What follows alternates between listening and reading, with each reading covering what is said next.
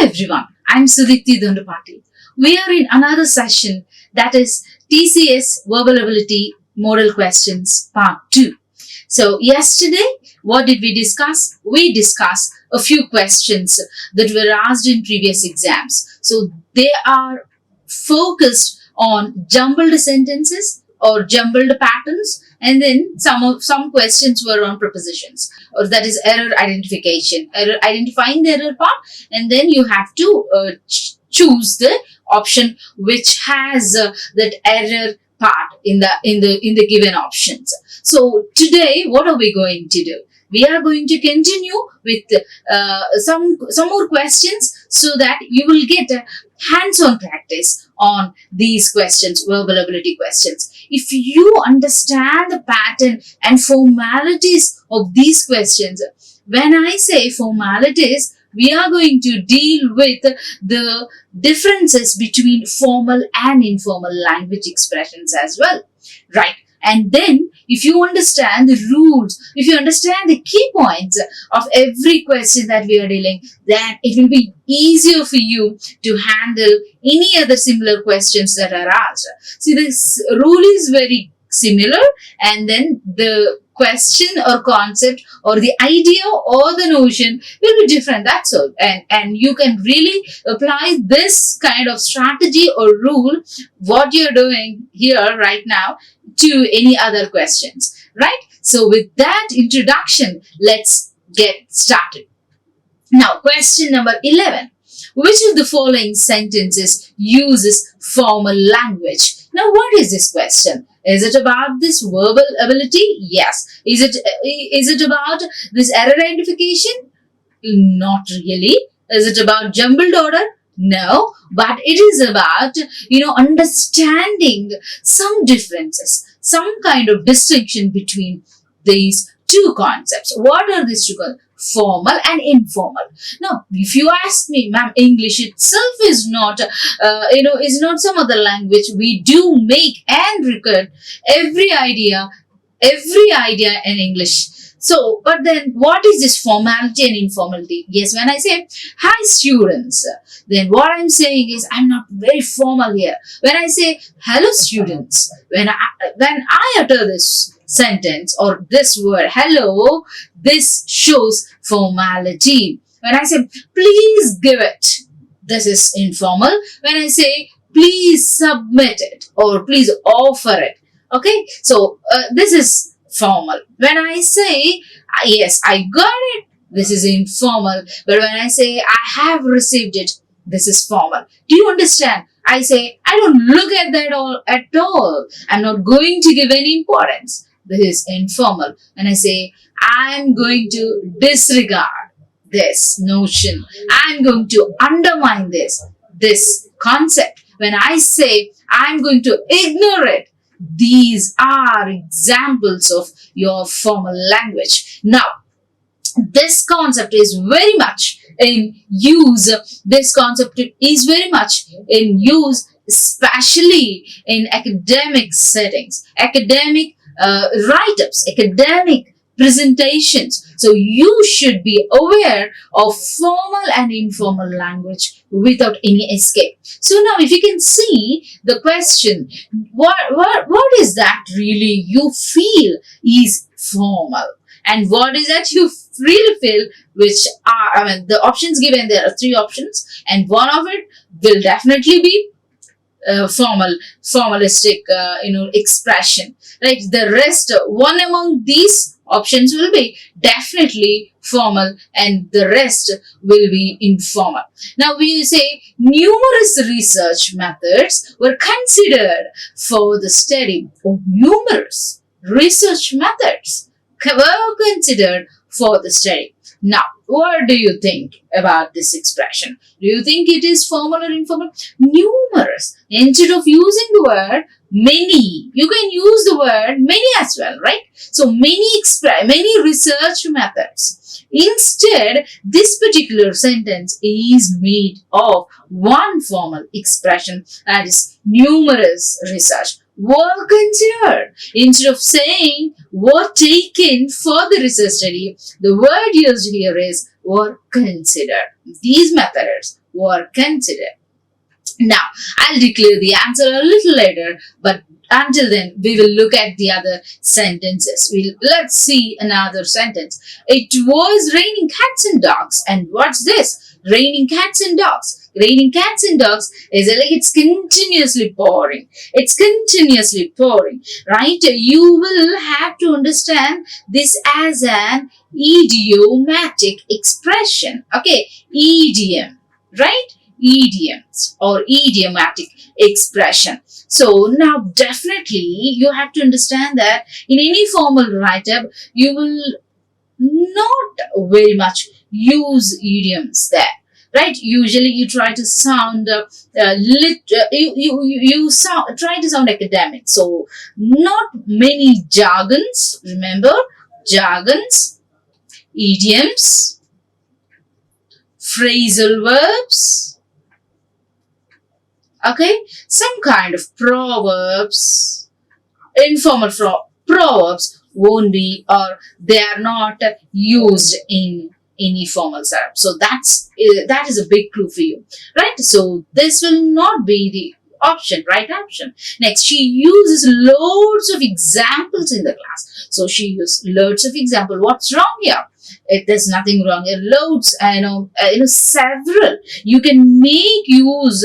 This is kind of like wordy, fully, loaded. This sentence is loaded with one expression. Loads of examples. I use another meaning here. Is loaded of examples in the sense like, because, okay, so loads of examples, like several, right? This sounds little informal. Instead, what can you use? You can say loads of examples, several, many, numerous, as you have seen in the first sentence. So definitely you cannot treat this as the right option. Now look at the third one. The improvements can't be introduced due to funding restrictions. Now can't be introduced. Now this is little contracted form. Contraction is being used here. Now you can say I can't, I won't, she doesn't. Okay, she doesn't. I'll. These are not frequently very much used in formal sentences. So the clue is contractions. The clue is little informal word. Like the clue is idiomatic expressions are not, and some pronouns are also not used very frequently in formal setup. That is why you can take this expression or this sentence as the formal setup, right? So now it should be clear for you. It should be clear for you how to identify this formal pattern. Right. Next question. Again, follow the sentence pair can be combined into one better sentence and choose the best one, right? And now you are given a few sentences, A, B, C. Now choose the right one.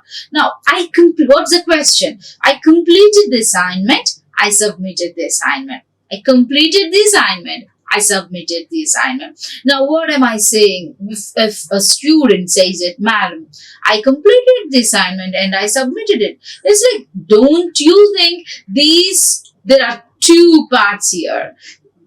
Now the work is same, but you can see some kind of division. Like, you parted the sentence into two parts. One is completed the assignment, submitted. It's about the assignment. The idea is one. Now, when you divide it, what you're doing is you are trying to make the sentence the idea redundant, or it is repetitive. English, remember, you have to be precise. You have to convey the idea to the point.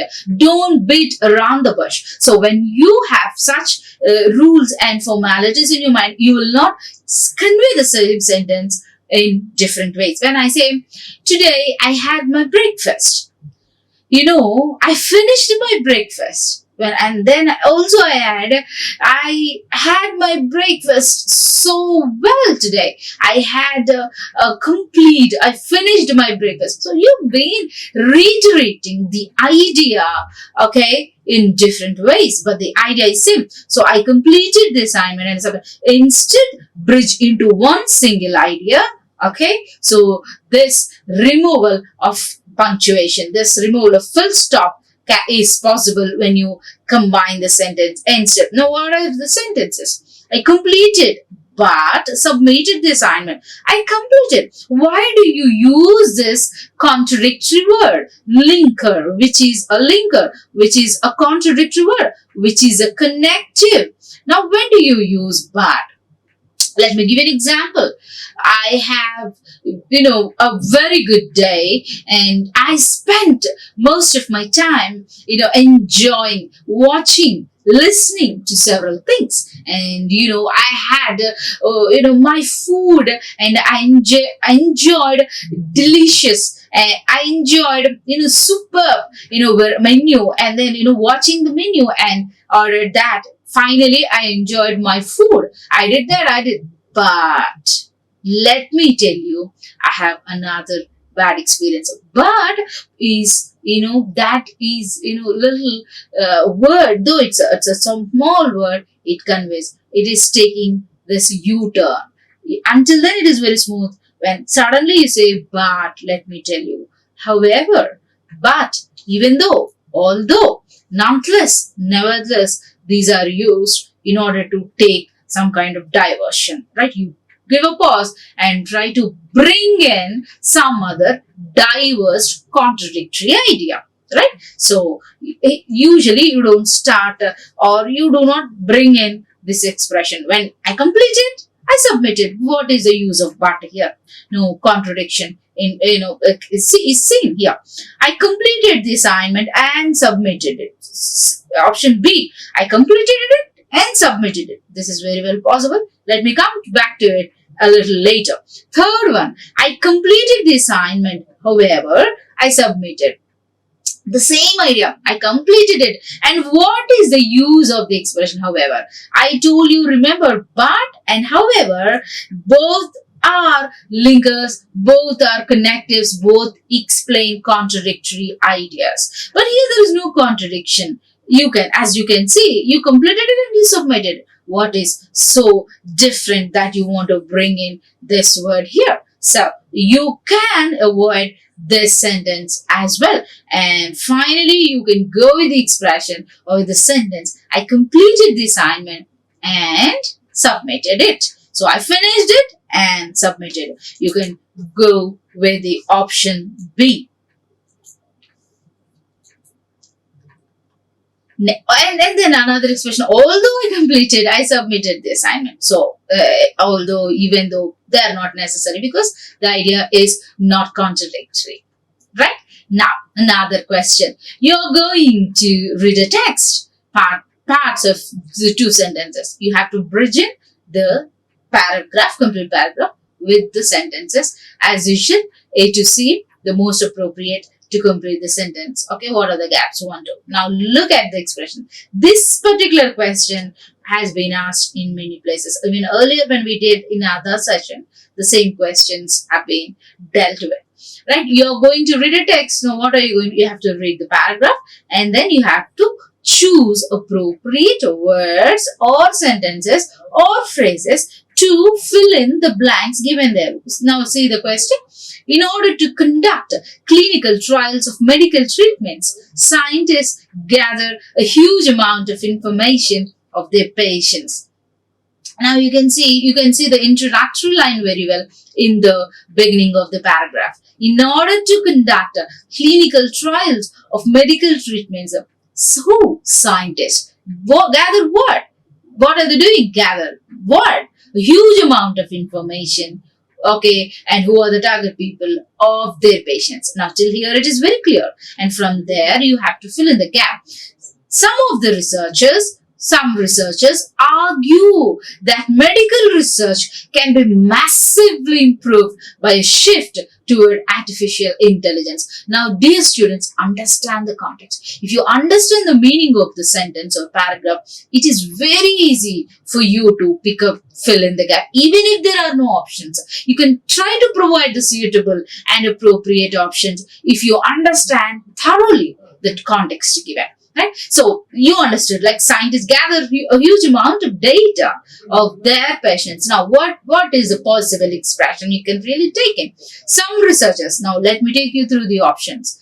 The scan A, B, C. This can result in more efficient and less complicated clinical trials of medical treatments. This which can result, now you understand this word pronoun, I told you in the session, in the previous session, this will give you enough clue, a good clue to identify the sequence or the pattern of any paragraph. Now, but the same pronoun or the same relative word, it relates it to the previous notion. Okay, but this is used in 3 places, so which is very confusing. Now, do you really think A is the option, A is the continuation of the question word or after the question word, or B or C? Now you're confused. Now what to do? Now understand the rest of the part. This can result in more efficient and less complicated clinical trials of medical treatments. This can pave the way for more innovative and cost-efficient treatment. This practice increases the cost of collecting, storing, and analyzing data. Now, continuation of this, scientists gather a huge amount of information of their parents. Now, this can result in more efficient and less complicated clinical trials of medical treatment. Do you think that is the continuation of it? Or what about C? This practices increases the cost of collecting and analyzing the data. Now, what are the options given? Option A, AC, B, BA, C, BC, CA. Now, you can take this one as continuation of that.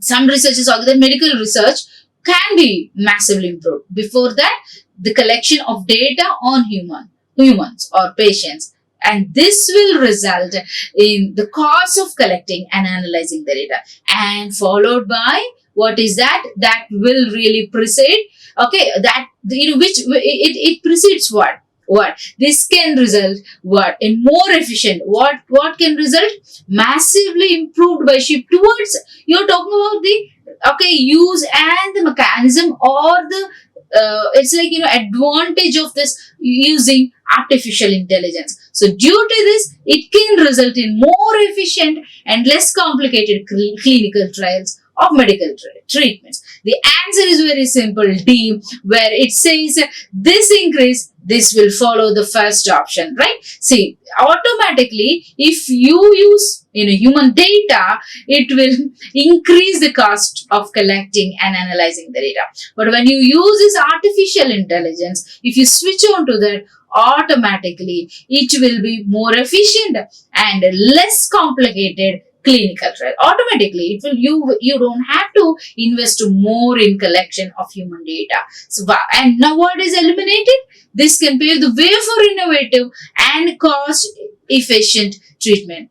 Of course, this is very much part of it, but this is additional. Additional in the sense, I don't mean that it is waste or it is not a part, but this is very much part of it. But the thing is, it will come in the sequence number 3. Okay, so this is very part of it, but this will be after these expressions, these sentences A and C. This is how you need to answer the question. Right, now another question. One part of the sentence below may contain an error. Now again, error identification.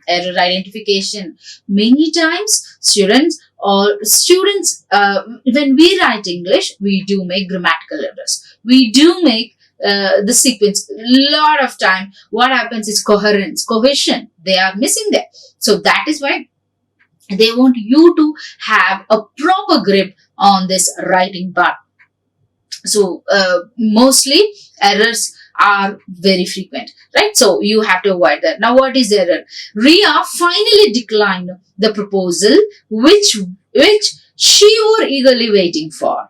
Ria finally declined the proposal which she were eagerly waiting for. Now, what's wrong? Do you think this is perfect? Many times students think when they do not know the answer, they think no error will be the only option. But you have to understand and try to have a microscopic observation of every sentence. When you go through it very closely, you'll be able to find even a dot, a small, error in any sentence. So what is it like? She finally declined. Who? Ria. What did she do? She declined. What did she decline? The proposal.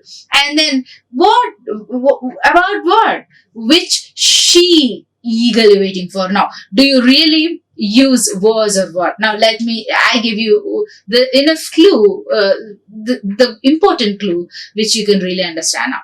Now, she were eagerly waiting for. I really doubt the error. And then let me come back to it a little later. And third one, Ria finally declined. She can decline it in the beginning or towards the end. Meaningfully, semantically, it is not wrong. She can finally do it. Or the proposal when you are talking about the proposal, and this is a relative word. It relates to the idea. She declined the proposal, which is something, which is like that, So that's what, and there is no error here. But I feel students should really pay attention to this auxiliaries. When you use this one, now first person, I, you, okay, you, third person, he, she, it. Okay, now what is that verb you really use? I do something. You do something. They do something. But now, if you have to use the verbs, like for example, I came. Okay, I came, I did, I have. Let me take this. I don't want to do this. You don't do this, when I say. But many times when you use, third person singular, they doesn't is the common mistake.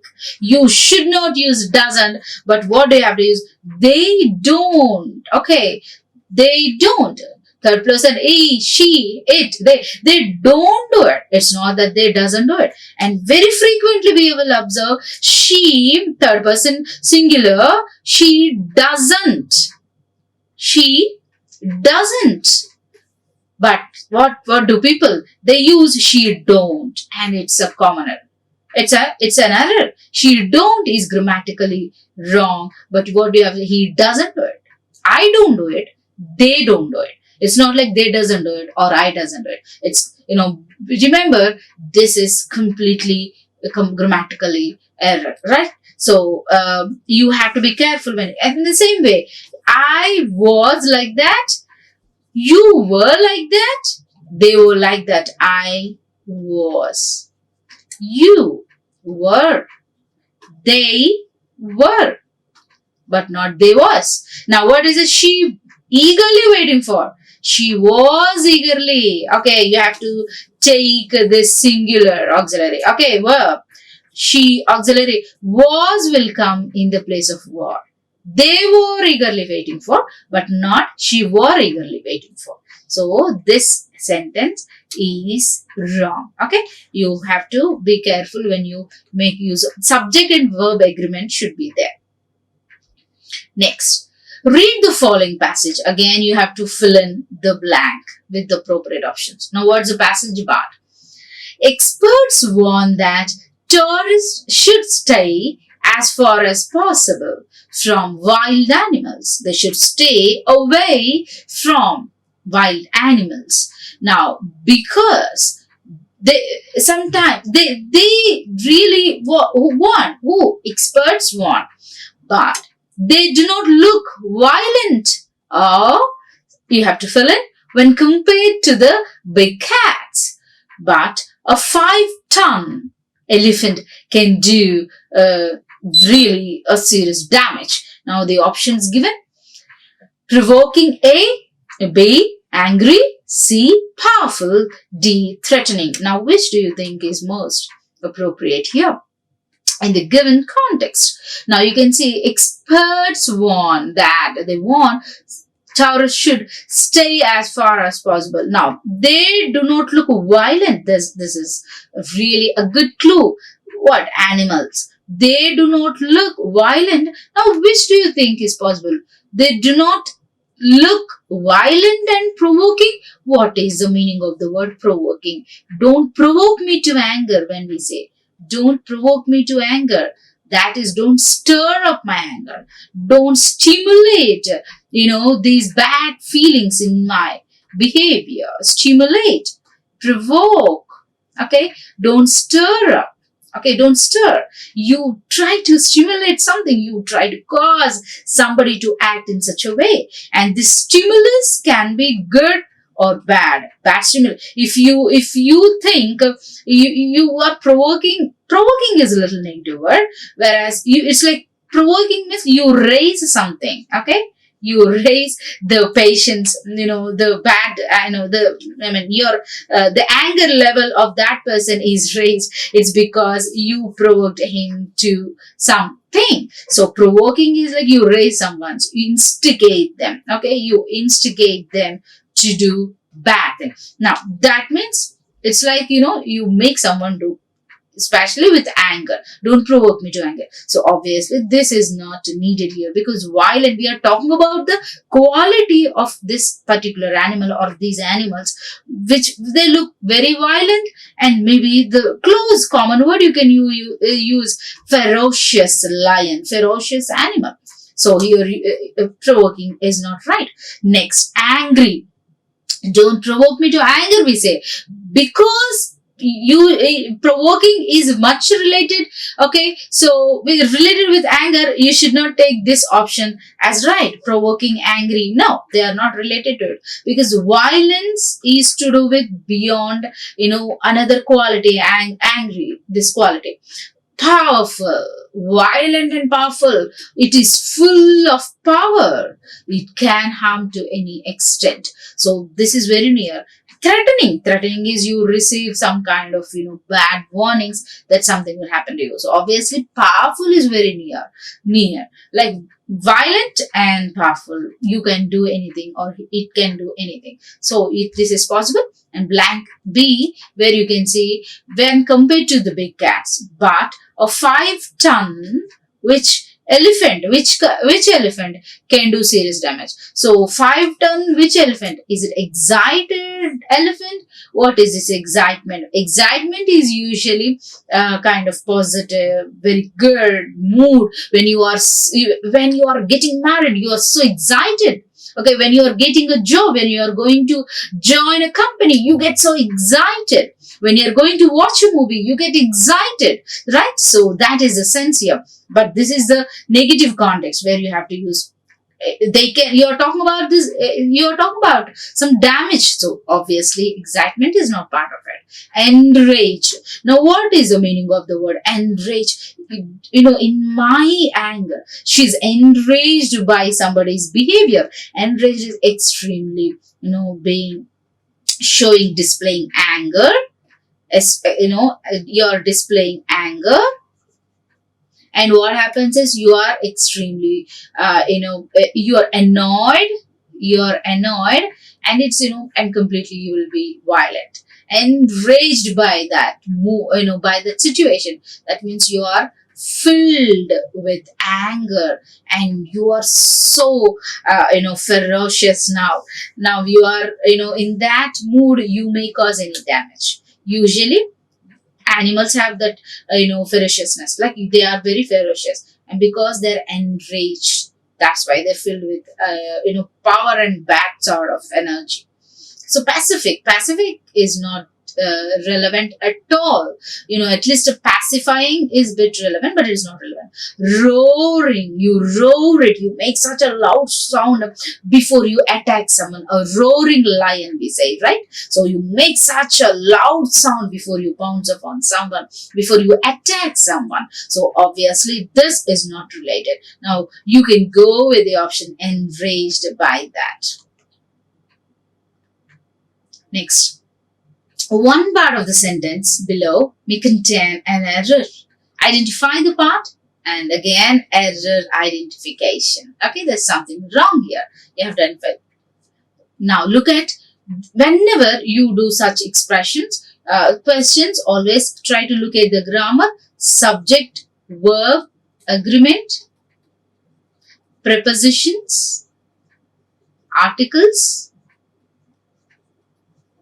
and all these things. You can think about all these aspects when you are identifying the error. Especially till now, especially we have seen this plural, noun, subject, verb, agreement, and inappropriate use of auxiliaries, right? So keep those things in your mind and solve the questions. As little pieces of debris and space, dust burn up in Earth's atmosphere. It causes spectacular shooting stars. As little pieces of debris, it's again debris, not debris. It's again a pronunciation mistake. Many students follow. Debris means what? Some remains of something. Okay, the leftover. Okay, the leftover, or something that there's war and this was in some place, and you see the remains of like dead bodies, bullets and some other bloodshed, and mostly it is to do with some kind of materials, or it could be anything, remains of anything. So as little pieces of debris and space, dust burn up in Earth's atmosphere, and it causes spectacular shooting. Now the options given, no error, it's perfect. It causes spectacular shooting stars. So it causes what? Debris. Okay, the remains of what happened? Debris and space. Because of that, they cause spectacular, right? Some kind of shooting stars. As little pieces of debris and space. Little pieces of debris and space. Now option D, burn up in Earth's atmosphere. Burn up in atmosphere. So what's wrong here? Now you see, as little pieces of debris in space. Now here it causes spectacular shooting. Now this can be treated as plural, and it will not be singular. You have to use they cause, but not it causes. So you have to understand again the subject verb agreement part has stepped in. So you have to be careful when you use not they, it. It is not it is they. You cannot use the singular because the subject, it is like two things are there, plural. It is said in plural. Okay, you cannot take it, but it is they. So the mistake here is it causes. It's not they cause. Spectacular. Next question. Again, you have to fill in the blanks. Now, if you observe this TCS question, several questions are based on error identification, that to subject verb agreement, and kind of fill in the blanks, appropriate words. So even this paragraph, you have to choose the appropriate one. Why is it so important to choose appropriate words? Because English is a little tricky sometimes, because the same words are used in different places. The same word sounds are same and meanings are different. For example, a word like so. Okay, a word like so. Both sound same, but here this soar means you fly high, but this is like injury, or it's like you have a sore throat, or you have some sores, injuries on your body. But whereas eagle, an eagle soars high, that means it flies high, going high up above. So that is a sense or meaning of the word soar. So sometimes words sound the same, but in meaning They are different.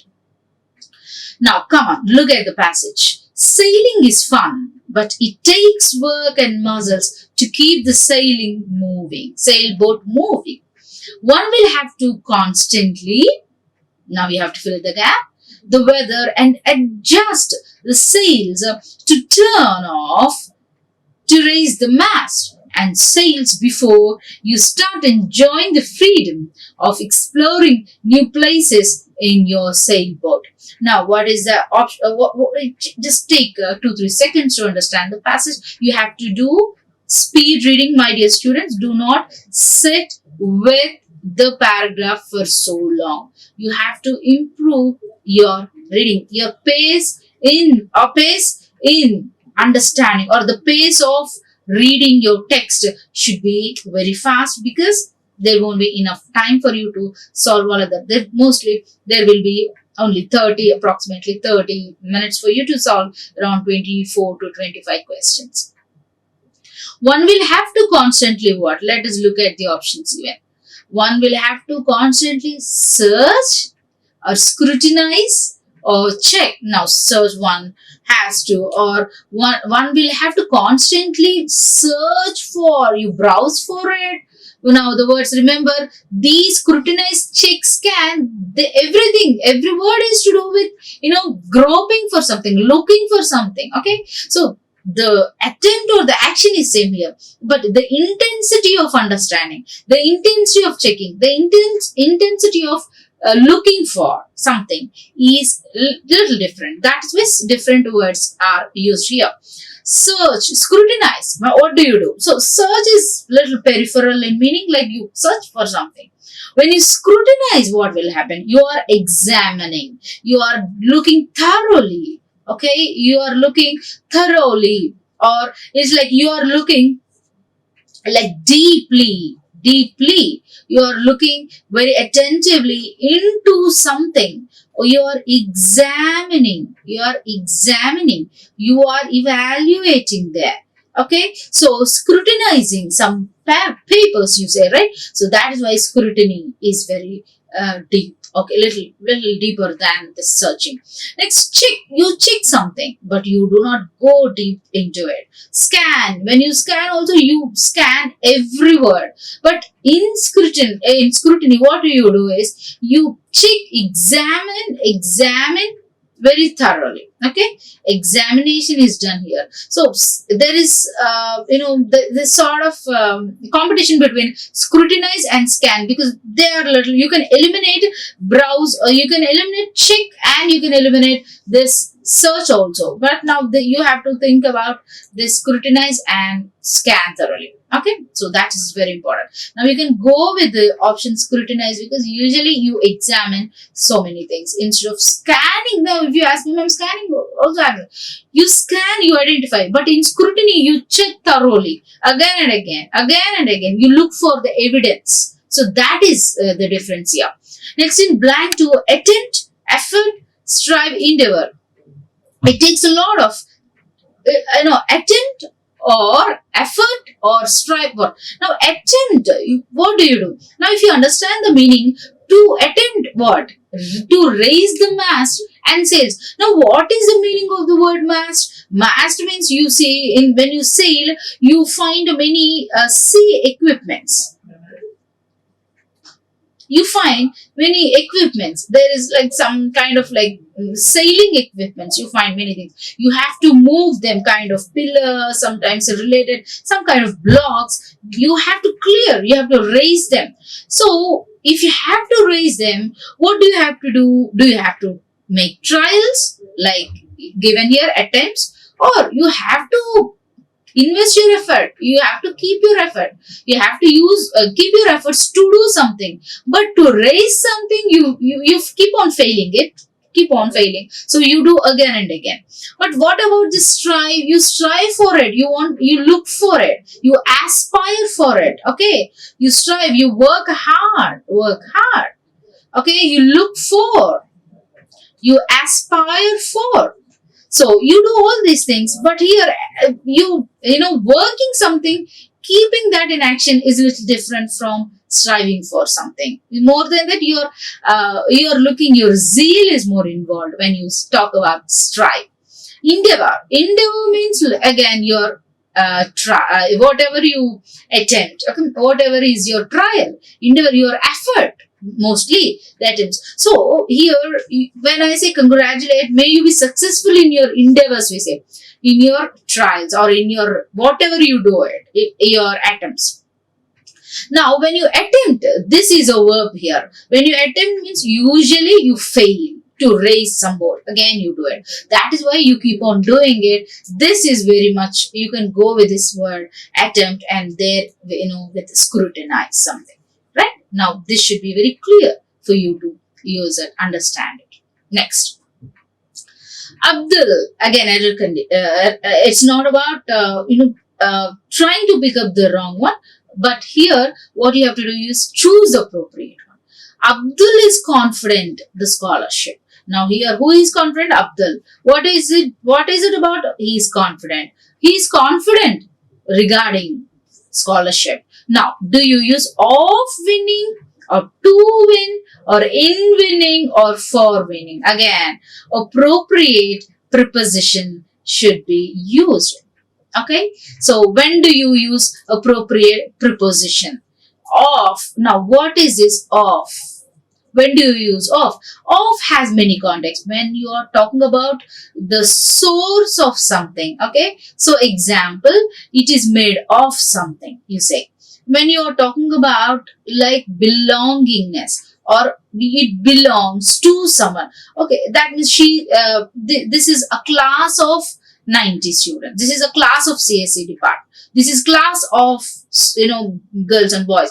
When you're talking about the relation or you're talking about the identity there. So, and when you use of, you are using that they are completely confident. They are sure of something. Okay. So, likewise you use of in different context. Whereas to win, this is bare infinitive is used. To win. To do something without any suffix. Bare infinitive is normal action. To eat something. To work something. To work on that. To come up with. Okay, these bare infinitives are used generally, but it is nothing to do with confident to win the scholarship is not. You don't use this bare infinitive when you are talking about confidence, when you are displaying. In winning, when do you say in winning? For example, when you say I am interested in English learning, in mathematics, in cooking, okay, in arts, like that. So you show your interest in something, but you don't talk Abdul is confident in the scholarship. He is confident. Let me come. He's for confident. For means what? When do you use this preposition for? Purpose. Okay. I bought a pen for my friend.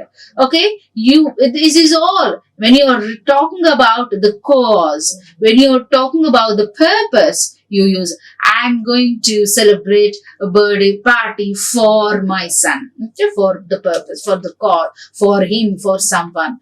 So you don't say Abdul is confident for. It's not for scholarship. He is confident. So what do you do? What do you use? He is confident of winning. Now here, the meaning of is that he's sure of. When you know that something is going to happen and likely to be there, likely to happen, automatically you're sure of doing something. I'm sure of getting first rank. I'm sure of my presentation. So of winning the scholarship. So this is the answer. You can go with that.